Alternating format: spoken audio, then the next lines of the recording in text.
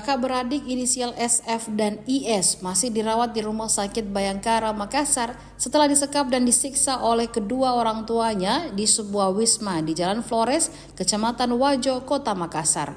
4 hari mendapat penanganan medis, kondisi bocah bersaudara itu pun perlahan membaik. Hal itu diungkap Kapolda Sulsel Irjen Pol Yudiawan seusai menjenguk kondisi korban di ruang perawatan anak lantai 4 Rumah Sakit Bayangkara, Makassar pada Senin 10 Februari 2025. Penanganan terhadap saudara kandung itu, lanjut Yudi, melibatkan tim gizi dan Rumah Sakit Bayangkara.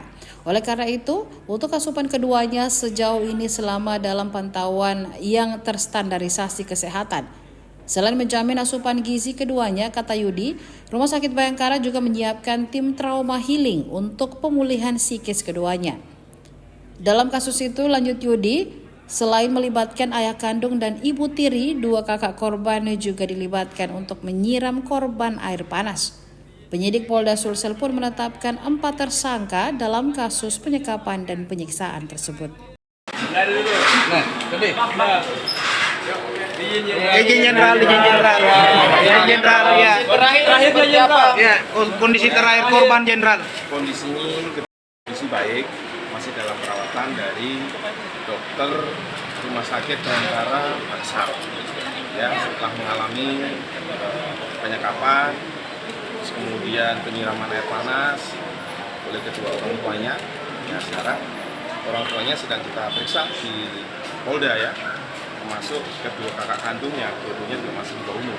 Semuanya kita periksa melalui proses pemeriksaan yang sesuai dengan ketentuan, ya tetap didampingi oleh lingkungan anak juga. Sejauh ini sudah berapa tersangka, Jenderal? Semuanya sudah tersangka.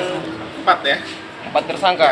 Orang tuanya yaitu bapak kandung, ibu tiri, dan kedua kakak. Ada perempuan. Adakah motif ekonomi di balik ini? Kalau motif masih dalam proses pemeriksaan ya Pak ya, jadi kita belum bisa lihat. Yang jelas kita pidananya ada, yaitu kedua anak itu dianiaya, ya, disiram air panas di lantai, disekap selama 1 bulan. Kalau pasal diterapkan pasal apa? Pasalnya 33 KUHP ya. Nah, pasal langsung maksimum ya. Kalau posisi ibu kandungnya sendiri bagaimana? Sudah.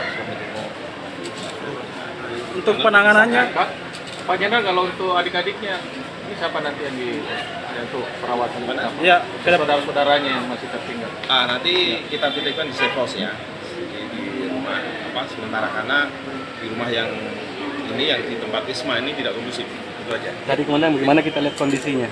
Kondisi sudah membaik ya, karena kita berikan asupan gizi yang baik, karena kan bagaimanapun tuh untuk anak masa depan ya. Jadi kita juga ada ahli gizi. Jadi tidak semestinya harus kasih makan, walaupun dia memang kurang makan kemarin, tapi kita harus bertahap. Kalau nanti diberikan makanan, pasti akan dimakan semua.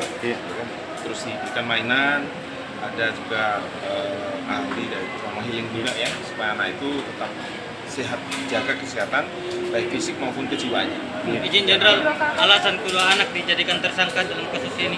Karena ya sementara masih dalam proses pemeriksaan ya, jadi kita masih ya, karena keduanya diduga ikut menyiram maupun ikut memukul.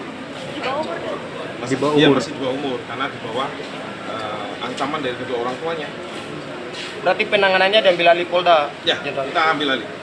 Ini yang Pak Dir yang nangani. yang 2 kakaknya ini kakak kandung juga, Jenderal. Kenapa? Yang 2 kakaknya ini kakak kandung juga, Jenderal. Ya, saudara kandung. Saudara kandung. Izin Jenderal, Anaknya soalnya banyak, ada 7 orang. untuk kedua tersangka di bawah umur itu atas perintah orang tua atau bagaimana, Jenderal? Ya, betul. Ya, bahan ancaman orang tuanya. Bapaknya kerjanya kan serabutan ya. Oke, siap.